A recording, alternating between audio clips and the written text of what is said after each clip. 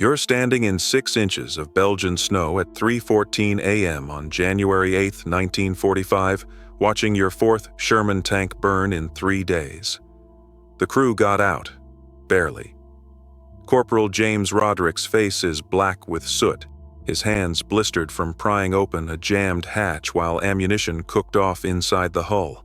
He's alive, but his tank isn't, and neither are the 2 men who didn't make it out before the fuel tanks ignited. That makes 8 dead tankers in 72 hours, not because German panzers outgunned you, not because Wehrmacht tactics were superior, but because every single one of your olive-drab Sherman tanks stands out against snow-covered Belgian countryside like a forest green billboard screaming, "Shoot me first." The mathematics are brutally simple. In 12 engagements since December 16th, when the German Ardennes Offensive, what history will call the Battle of the Bulge, began, your company spotted enemy armor first exactly twice. 10 times, Germans fired first from concealed positions you never saw until muzzle flash gave them away. By then it was too late. Panther and Tiger tanks painted winter white blend into snow-covered tree lines, invisible until 88mm guns spoke death. Your Shermans, regulation U.S. Army olive drab number 319, might as well have target symbols painted on their hulls. You're a 28-year-old tank company commander from Pittsburgh who spent 2 years before the war working as industrial chemist for PPG Industries, and you understand something the Army supply chain apparently doesn't. In winter warfare, the wrong color kills faster than any enemy weapon. So, when your reconnaissance patrol stumbled onto abandoned German supply depot at 2:47 a.m., Wehrmacht forces retreated so fast they blew ammunition bunkers but somehow missed paint storage building. You made decision that could earn court-martial or save every man in your command. You're loading stolen enemy paint onto 3 half-tracks. Not just any paint, 40 drums, 5 gallons each, German military whitewash designated Schneetarnung, snow camouflage, used by Wehrmacht since brutal lessons learned fighting Soviets on Eastern Front taught them that visibility equals death in winter conditions. Your executive officer thinks you've lost your mind. Battalion headquarters explicitly forbade unauthorized use of captured German materials. But you just watched Roderick's crew burn because regulation paint made them visible. And you're done watching good men die while waiting for proper supply channels to solve problems that captured enemy equipment solves immediately. Your men work fast in frozen darkness, rolling 45-pound drums up improvised wooden ramps into half-track beds, securing them with chains and cargo straps. The depot sits in no man's land, technically behind American lines, but close enough to fluid front that German patrols could return any minute. Staff Sergeant Mike Callahan, your senior NCO, appears at your elbow. "Sir, battalion's gonna crucify you for this. That's 200 gallons of captured German material we're taking without inventory, without authorization, without my tanks being visible from 1,000 yards away." You interrupt. "How many crews we lost this week, Sergeant?" Callahan's jaw tightens. 8 KIA, 4 wounded, 5 tanks destroyed. "And how many German tanks have we spotted before they spotted us?" Silence. Both of you know the answer. The paint drums are heavy, awkward, and covered in German military markings. Gothic script labeling them as Luftwaffe maintenance whitewash, water-soluble, quick-drying, designed for temporary winter camouflage on aircraft. But paint is paint, and you did enough industrial chemistry work before the war to know that coating designed to make Messerschmitts invisible against clouds will work just as well making Shermans invisible against snow. The problem isn't technical, it's regulatory. Army procurement regulations prohibit unauthorized use of captured enemy equipment until it's been inventoried, analyzed, and approved through proper channels. That process takes weeks, sometimes months. You don't have weeks. Yesterday you lost 2 tanks in single engagement when German Panthers ambushed your column from snow-covered ridge. Your crews never saw the enemy until shells were already impacting. 7 men died in that ambush, and when you examined the site afterward, you found German tank tracks less than 400 yards from where they'd fired. At that range, your gunners should have spotted them easily. Would have spotted them if the Panthers hadn't been painted winter white, blending perfectly into landscape. You've spent the last 18 hours documenting this problem with chemist's precision. You measured engagement ranges, photographed destroyed Shermans against snow backgrounds, interviewed surviving crew members about exactly when they spotted enemy armor. The data is damning. German forces achieve first-shot capability in 83% of winter engagements, not because their equipment is superior, but because their camouflage is appropriate. Wehrmacht doctrine emphasizes winter whitewash application as standard procedure across all armor, learned through brutal experience fighting Red Army in Russian winters where visibility meant survival. American doctrine has no equivalent procedure. Olive drab works fine in forested European terrain during spring, summer, and autumn. In snow, it's suicide. You brought this analysis to Major William Crawford, battalion commander, 6 hours ago.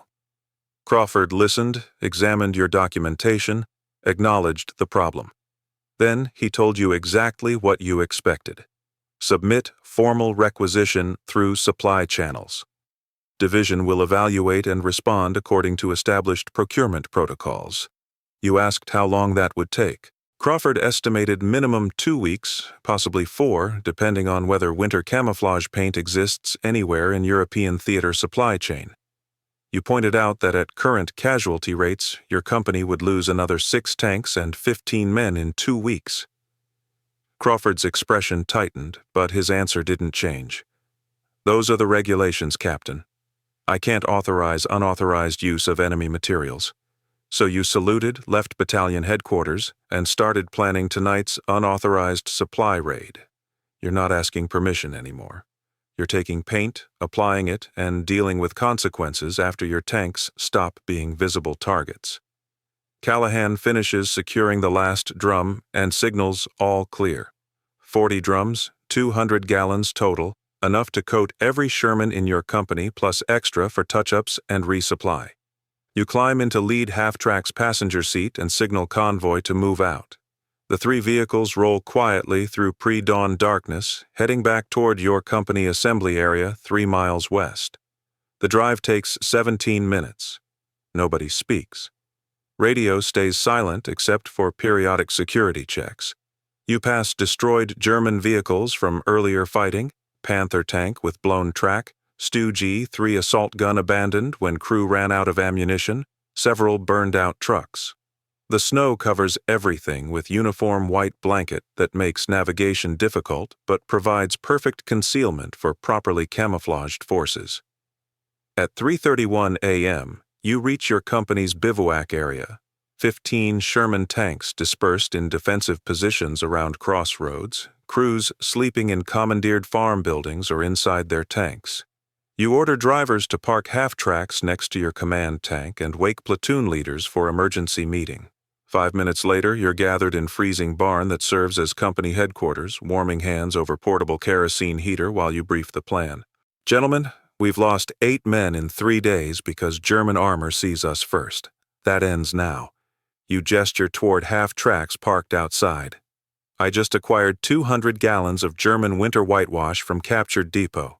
Starting immediately, we're painting every tank in this company white. Full coverage, hull and turret, thick enough that we blend into snow from 1,000 yards away. Lieutenant Paul Anderson, commanding 3rd Platoon, speaks first. Sir, that's captured enemy equipment. Regulations require that I keep this company combat effective, you interrupt. Right now, we're not. We're targets. German Panthers and Tigers are painted white. They're invisible until they fire. We're olive drab. We're visible from extreme range. That asymmetry is killing us, and I'm not waiting for supply channels to fix it. Lieutenant Robert Martinez, 1st Platoon Commander, asks the practical question. What about battalion? Major Crawford explicitly said no unauthorized materials. Major Crawford said he couldn't authorize it, you correct? I'm not asking for authorization. I'm adapting to battlefield conditions using available resources. If Division wants to court-martial me after we stop losing tanks, they're welcome to try. You pull out notebook filled with your documentation. Photographs, engagement analyses, casualty statistics. I've got data proving that visibility determines survival in winter engagements. German doctrine implements winter camouflage as standard. American doctrine doesn't. That gap is measurable in dead crews. We're closing that gap tonight, and we're doing it without permission because permission takes weeks we don't have. The silence that follows tells you they understand. These aren't fresh lieutenants straight from officer candidate school.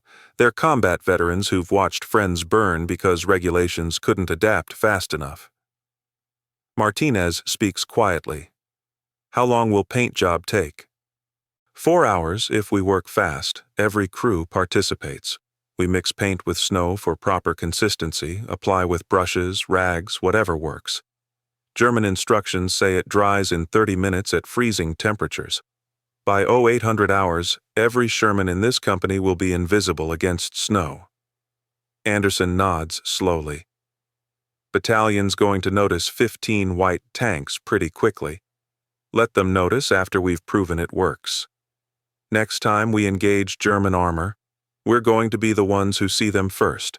And when battalion headquarters wants to know how we suddenly stopped losing tanks, I'll show them exactly why. You dismiss the meeting and start waking crews. Within 10 minutes, every tanker in the company is outside in freezing darkness, staring at 40 drums of German paint with expressions ranging from confusion to understanding to grim satisfaction. You don't waste time with speeches. German tanks are white, our tanks are green. Germans see us first, kill us first. That changes now. Every crew paints their own tank. Full coverage, thick application. I want these Shermans invisible by dawn. Any questions? Sergeant First Class Harold Thompson, your most experienced tank commander, raises his hand. Sir, this is stolen German paint applied without authorization in violation of procurement regulations. You meet his eyes. Yes, Sergeant, it is. You have a problem with that? Thompson grins slowly. No, sir. Just wanted to make sure I understood correctly before I start committing unauthorized equipment modification. The work begins immediately. Crews pry open paint drums, discovering thick white liquid that smells faintly of lime and plaster. Water-based whitewash, exactly as German maintenance manuals describe. You'd studied captured Wehrmacht documents extensively, learning that German winter camouflage isn't permanent paint but temporary coating designed to be applied quickly in field conditions and washed off when seasons change. Perfect for rapid adaptation, men start mixing paint with snow to achieve proper consistency, filling buckets, finding brushes, rags, even using bare hands when necessary.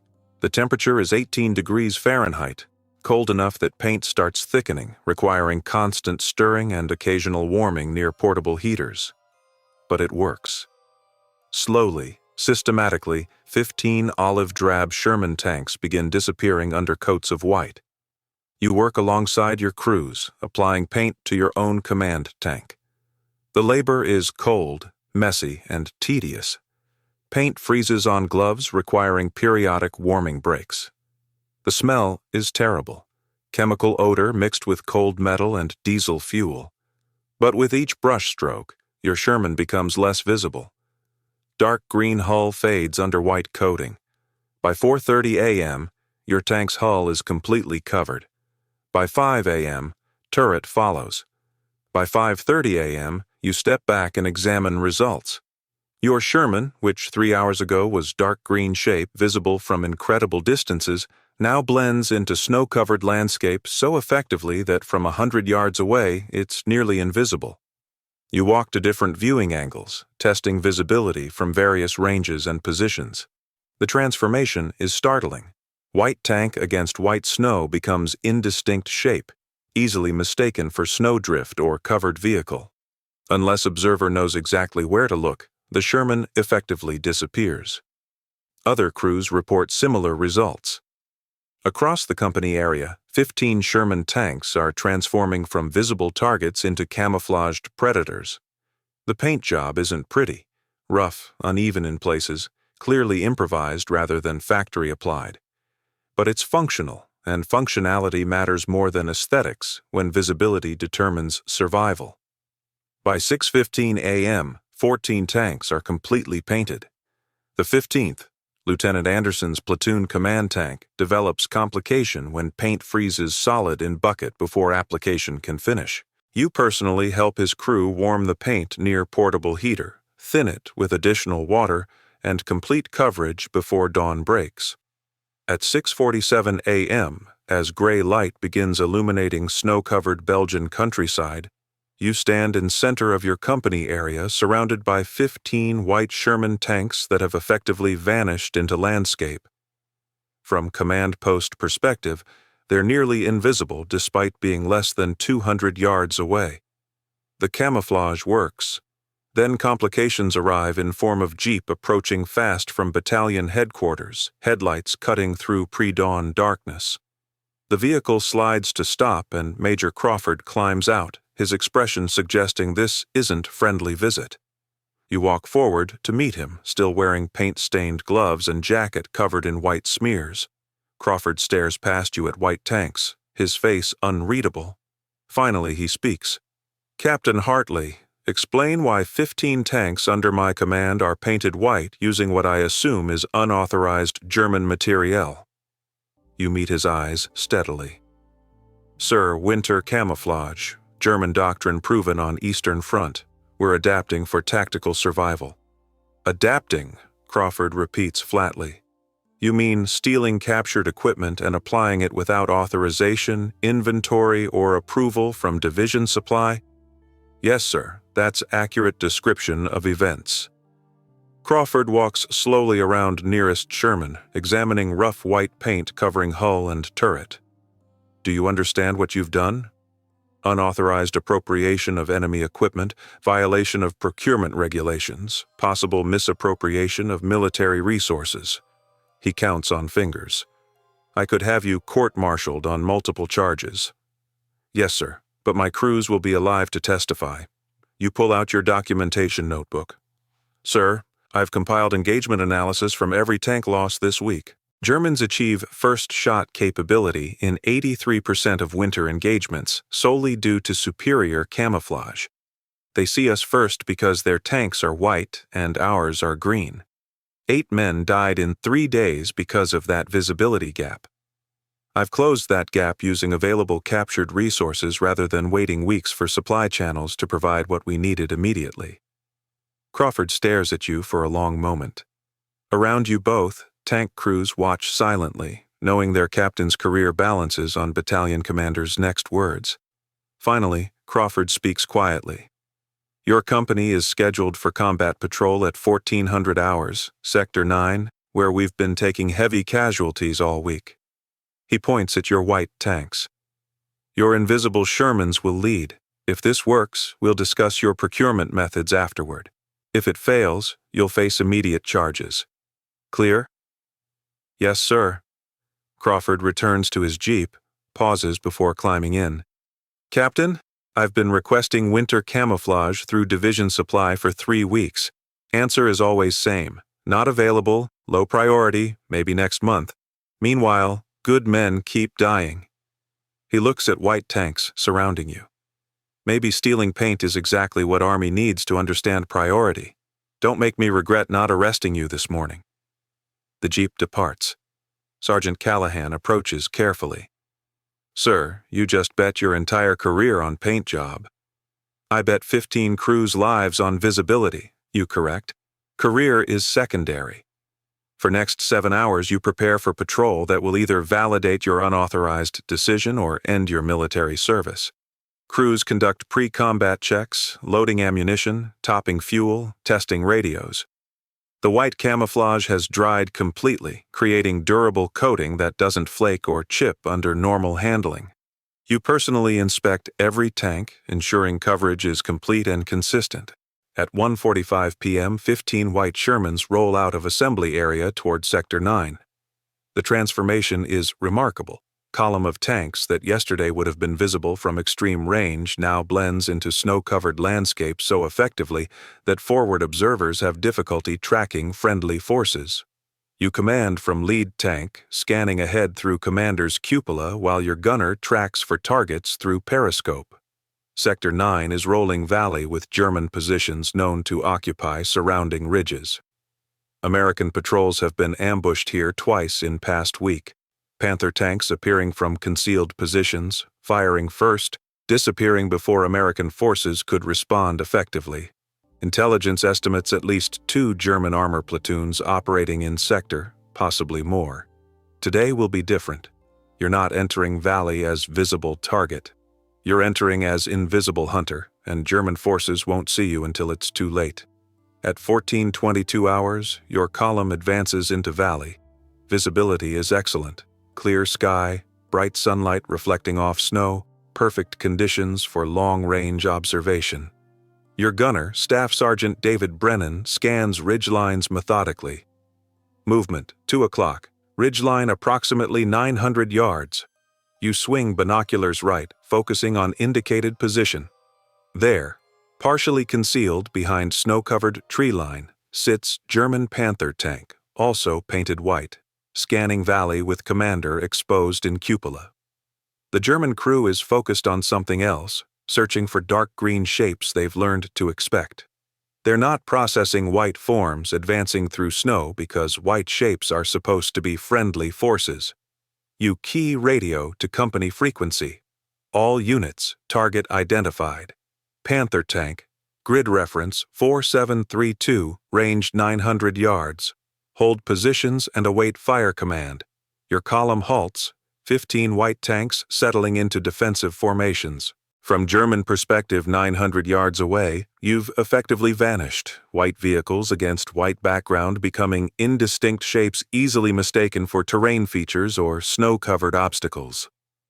The Panther continues scanning, commander still exposed, obviously searching for American armor they expect to see approaching. You let range close naturally as column continues measured advance. 800 yards, 700, 600. The German commander finally seems to notice something, dropping inside turret, probably alerting crew to potential contacts. But he's reacting too slowly, still trying to identify what he's seeing, processing unexpected information that doesn't match his tactical expectations. At 500 yards, you give fire command. All units, fire at will. 15 American guns speak simultaneously. The valley erupts. German Panther is hit from multiple angles. 3 rounds impact within 2 seconds, penetrating side armor that crew never turned toward threat they didn't identify in time. Tank explodes, turret lifting completely off hull as ammunition cooks off. No return fire. No counterattack. Germans never saw attackers until shells were already hitting. Your radio crackles with additional contact reports. Other German positions identified, engaged, destroyed before they could respond effectively. Across Sector 9, pattern repeats. White American tanks engaging German armor that doesn't see threats until too late. The engagement lasts 11 minutes. When smoke clears across Sector 9 Valley, the tactical results are devastating for German forces. 13 Wehrmacht tanks destroyed. 9 Panthers, 3 Tiger Is, 1 Stoogie, 3 assault gun. American casualties, 0 tanks lost. 0 crews killed, 2 men wounded from German infantry small arms fire during final clearing operations. You stand in your tank commander's cupola, binoculars scanning battlefield for remaining threats. But the valley has gone silent. German defensive positions that had dominated this sector for 2 weeks, inflicting steady casualties on American patrols, have been shattered in single engagement. Not because American armor was superior, Sherman tank was outgunned by German Panther in every measurable specification, but because visibility reversed tactical equation completely. Sergeant Brennan's voice crackles through intercom. "Sir, that was... I've never seen engagement like that. They never saw us coming." You key response. They saw what they expected. Olive drab shapes that would be visible from 1,000 yards. We gave them white shapes invisible until we were already in killing range. German doctrine emphasizes long-range first-shot advantage. We negated that advantage with paint. Around Valley, your other tank commanders report similar experiences. Lieutenant Martinez's first platoon engaged 3 Panthers from concealed positions, destroying all 3 before German crews could identify threats. Lieutenant Anderson's 3rd platoon caught 2 Tigers repositioning through open terrain, hitting them from flanking positions the Germans never expected because they didn't know American tanks were already present. The white camouflage didn't just reduce visibility, it fundamentally changed how engagement developed, allowing American forces to dictate terms completely. Radio crackles with transmission from battalion headquarters. Charlie 6, this is Sabre 6, actual, over. Major Crawford's voice tight with controlled emotion. You respond, Sabre 6, actual, Charlie 6. Send traffic. Charlie 6, confirm your casualty report. Division Operations wants verification. Sabre 6, confirmed. 0 friendly tanks destroyed. 0 KIA, 2 WIA from small arms fire.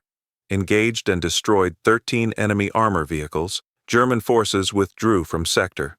Long pause. Then Crawford's voice returns. Charlie 6, return to assembly area immediately. Division commander wants personal debrief. Over. Roger, Sabre 6, Charlie 6, returning to base. Out. Your column rolls back through Belgian countryside in late afternoon light. The white Shermans remain strikingly invisible against snow. Even knowing exact locations of your own tanks, you have difficulty tracking them from command position. Other American units watch your passage with visible confusion. White tanks appearing like ghosts from snow, challenging every assumption about what friendly armor should look like. At battalion headquarters, you find Major Crawford waiting with 2 colonels and a brigadier general. Brigadier General Ernest Clark, commanding 2nd Armored Division's Combat Command B, stands examining photographs of your white-painted Shermans spread across field table. He looks up as you enter, expression unreadable. Captain Hartley, I understand you appropriated captured German equipment without authorization and applied it to 15 tanks in violation of procurement regulations. You stand at attention. Yes, sir. That's accurate. Explain your reasoning. You pull out your documentation notebook, spreading engagement analyses and casualty statistics across table. Sir, between December 16th and January 7th, my company lost 5 tanks and 8 crew members killed in winter engagements. Analysis of each engagement showed consistent pattern. German forces achieved first shot capability in 83% of contacts solely due to superior winter camouflage. Wehrmacht tanks painted white blend into snow-covered terrain, remaining invisible until they fire. American tanks painted olive drab stand out from extreme distances, negating every tactical advantage we might otherwise possess. I determined that capturing appropriate camouflage materials and applying them immediately would save more lives than waiting for official supply channels to address problem. General Clark studies your documentation silently. Finally, and today's engagement? Sir, 13 German tanks destroyed with 0 friendly losses. We achieved first shot capability in every contact because German forces couldn't see us until we were already in position. White camouflage reversed visibility advantage that's been killing American tankers for 3 weeks. Clark nods slowly. Your unauthorized paint job just accomplished what an entire combat command couldn't achieve through conventional operations, clearing Sector 9 of entrenched German armor. He turns to Crawford. Major, how many other tanks in your battalion could benefit from similar treatment? Crawford answers immediately. Sir, all of them. Every tank in 2nd Battalion operating in winter conditions faces identical visibility problems Captain Hartley's company just solved. And presumably every tank in this division, and every other division operating in Ardennes, Clark adds. He looks back at you. Captain, where did you acquire this paint? Captured German depot, sir. Wehrmacht forces retreated before completing demolition. Left approximately 80 drums of Luftwaffe winter whitewash. Water-based, quick-drying, designed for temporary field application. I appropriated 200 gallons. Approximately 400 gallons remain at depot location. Not anymore, one of the colonels interjects. 3 other units raided that depot last night after word spread about your paint job. Supplies gone. Every tank commander in division now wants whitewash, and we have no idea where to procure more. General Clark walks to window, looking out at snow-covered landscape where olive drab vehicles sit in exposed positions. So, Captain Hartley's unauthorized appropriation proved that winter camouflage works, demonstrated conclusive tactical advantage, and created supply crisis because everyone wants equipment that doesn't exist in our inventory. He turns back to you. Your actions were completely improper. Violation of regulations, unauthorized use of captured materials, possible theft of military property. Under normal circumstances, I'd court-martial you immediately. Pause. But circumstances aren't normal. You solved problem that's been killing my tankers for 3 weeks, and you did it by thinking beyond regulations that weren't serving operational reality. He pulls document from folder on table. Effective immediately, I'm issuing division order. All armor units will apply winter camouflage using whatever appropriate materials can be located. Captured German paint, local sources, improvised mixtures. Captain Hartley, you're temporarily assigned to Division Headquarters as Camouflage Technical Advisor. Your job is teaching other units your application methods and helping identify supply sources. You barely process what you're hearing. Sir, with respect, I command Tank Company. You commanded Tank Company that figured out how to stop dying in snow, Clark interrupts. Now you're going to teach entire division that same lesson before more men die because we're too slow adapting. Questions? No, sir. Dismissed. Over next 48 hours, you brief 16 different tank battalions across 2nd Armored Division. Some commanders are skeptical until you show them your engagement analyses and casualty comparisons. Others are immediately convinced. They've been losing tanks to same visibility problems and need solutions now. You demonstrate paint application techniques, explain coverage requirements, discuss drying times and durability under combat conditions. Most importantly, you help units identify supply sources. Captured German depots yield some whitewash, but not enough for division-wide implementation. So you teach them improvised methods. Mixing lime with water creates crude whitewash that works adequately. Adding white pigment from any available source improves quality. Even hanging white sheets or canvas over tank hulls provides some camouflage benefit. Within 1 week, over 200 American tanks across division are painted white using various methods. Results are immediate and measurable. Casualty rates drop 70% in winter engagements. American forces begin achieving first-shot capability consistently, reversing advantage German armor had exploited since offensive began. German forces adapt slowly. Some Wehrmacht units add additional white camouflage more systematically, but by then, American tanks have closed visibility gap enough that engagements become more evenly matched. Word spreads beyond the 2nd Armored Division. Other American units hear about ghost tanks that defeated German armor through camouflage innovation. Tank commanders from 3rd Armored, 4th Armored, and independent tank battalions send representatives requesting briefings on winter camouflage application. Division supply officers find themselves overwhelmed by requisitions for something that doesn't exist in Army supply catalogs. In late January, urgent message arrives from Supreme Headquarters Allied Expeditionary Force. Submit detailed report on winter camouflage implementation, effectiveness, and supply requirements.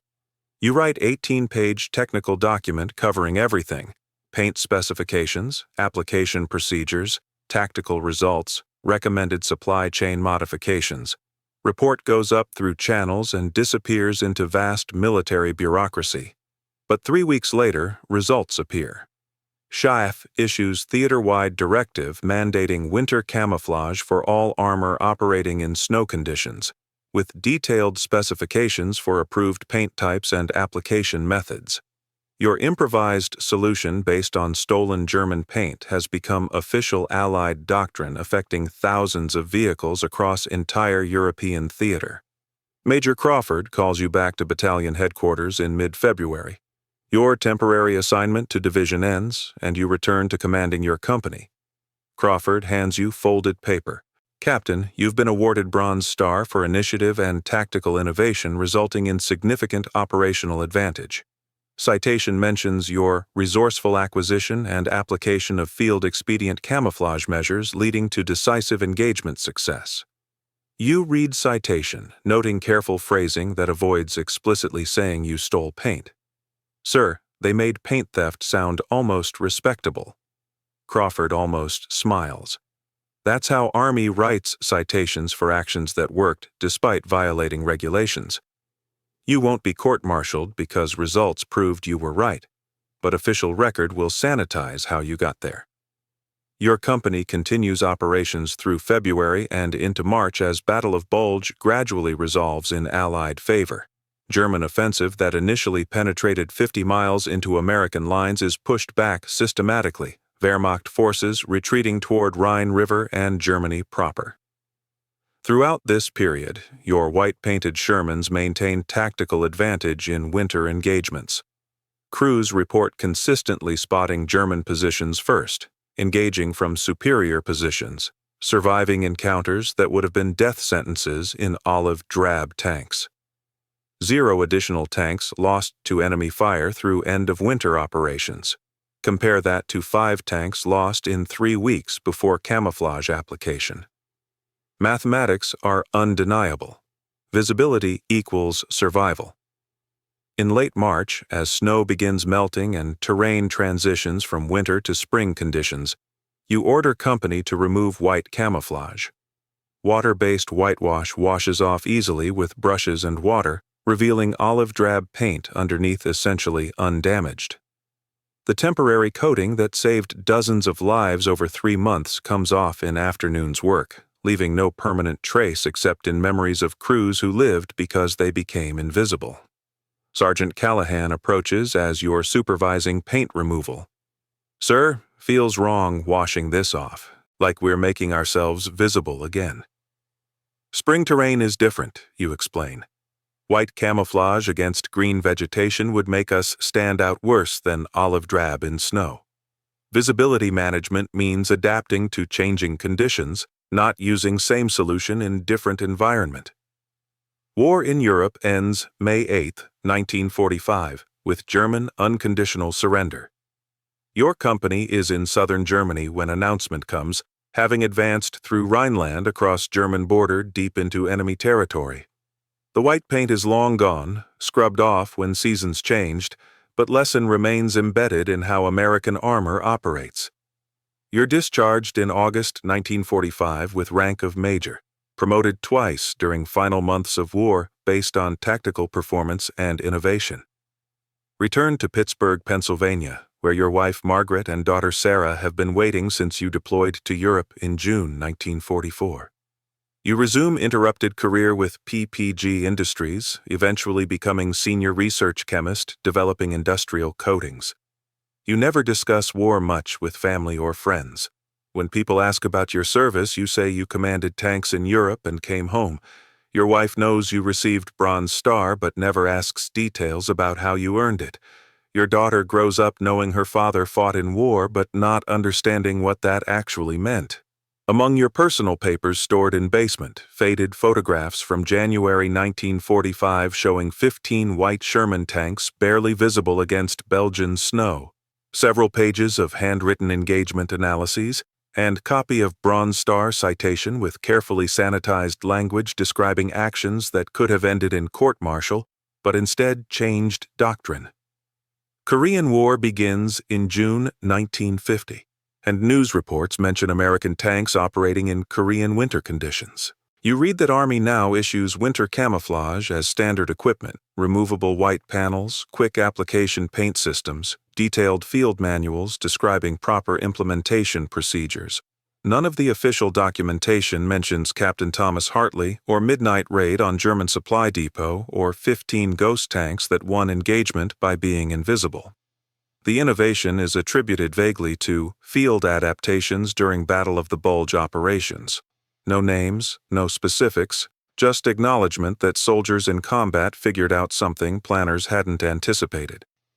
You attend 2nd Armored Division reunions periodically through the 1950s and 1960s. At 1962 reunion, you encounter Sergeant Brennan, your former gunner, now high school chemistry teacher in Ohio.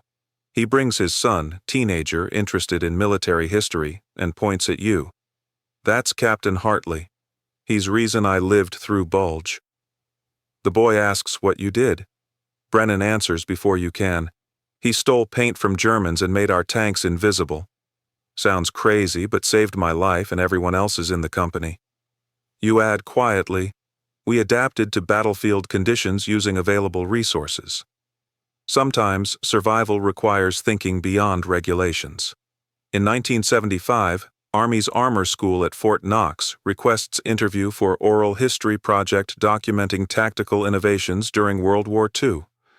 Young captain with tape recorder asks about winter camouflage development, and you describe everything. Visibility problem analysis, unauthorized depot raid, paint application process, engagement results, spread of practice across theater. When interview concludes, captain says, "Sir, your actions are taught at Armor School as example of initiative and adaptability under combat conditions. We use your engagement reports as case study in tactical innovation course." You respond, "Do you mention that I stole the paint?" "Yes, sir. We emphasize that following regulations matters less than achieving mission success when regulations don't serve operational reality." Years pass.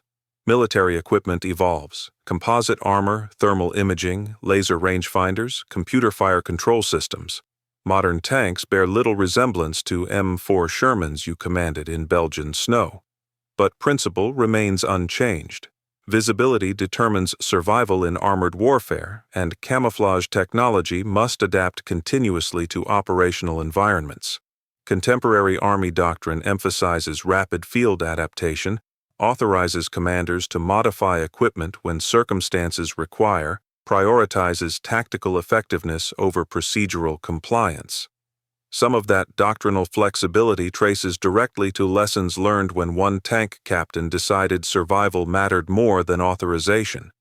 Thomas Hartley dies peacefully in 1987 at age 70, surrounded by family who mostly never understood what he did during war. His obituary in Pittsburgh Post-Gazette mentions he served as Army officer in Europe, earned Bronze Star for valor, worked 30 years as industrial chemist.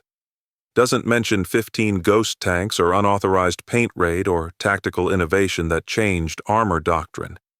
At funeral, several elderly men in suits appear, former tank crews from company he commanded. They stand together at graveside, saluting as coffin is lowered, remembering captain who kept them alive by thinking beyond regulations. One of them, former Lieutenant Martinez, now retired engineer, speaks quietly to Hartley's daughter Sarah. "Your father saved my life by stealing paint. I know that sounds ridiculous, but it's true. He saw problem killing his men, found solution nobody authorized him to implement, and did it anyway because survival mattered more than procedure. That's leadership."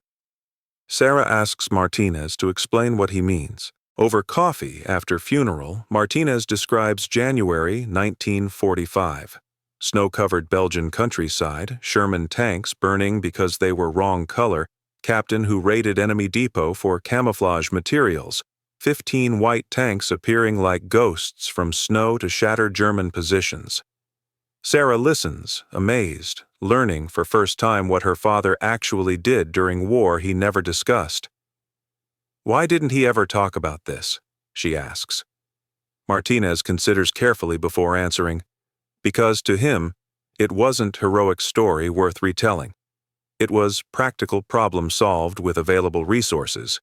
He did what needed doing using what he could find, and when it worked, he moved on to next problem. That was his nature.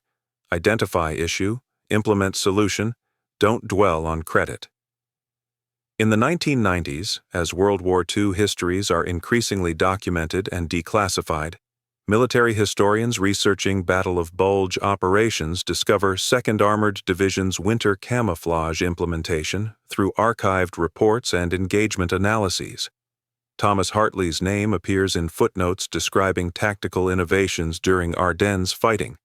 One dissertation on armor doctrine development devotes entire chapter to ghost tank phenomenon, examination of how unauthorized field expedient became official doctrine after proving effectiveness in combat. Academic analysis concludes that Hartley's actions represented ideal case study in adaptive leadership, identifying problem regulations couldn't solve quickly enough, implementing unauthorized solution using available resources, demonstrating measurable tactical advantage that forced doctrinal change. Modern Army armor battalions deploying to varied operational environments, Iraq's deserts, Afghanistan's mountains, Eastern European plains, receive standard-issue camouflage systems adaptable to multiple terrain types. These systems evolved from lessons learned 80 years ago when one company commander refused to watch more men die while waiting for proper authorization. Equipment catalogs now include winter camouflage materials as routine items, with detailed application procedures ensuring consistent implementation. Nobody requisitioning these items today knows their existence traces to 40 drums of stolen German paint applied in freezing Belgian darkness by crews desperate to stop being visible targets. Sometimes most important military innovations don't originate in laboratories or testing grounds or strategic planning sessions. They emerge from field commanders who recognize that survival matters more than regulations, who understand that doctrine must adapt to reality rather than forcing reality to conform to doctrine, and who possess courage to act without authorization when circumstances demand immediate solutions that official channels can't provide quickly enough. Thomas Hartley didn't invent winter camouflage. Germans developed that long before on Eastern Front. But he proved American forces could adapt enemy innovations instantly rather than waiting months for supply chains to catch up. He transformed captured equipment into operational advantage, unauthorized action into official doctrine, and battlefield improvisation into institutional knowledge that survived him by generations. The 40 gallons of stolen German paint are long gone, washed off Sherman hulls when seasons changed in spring 1945.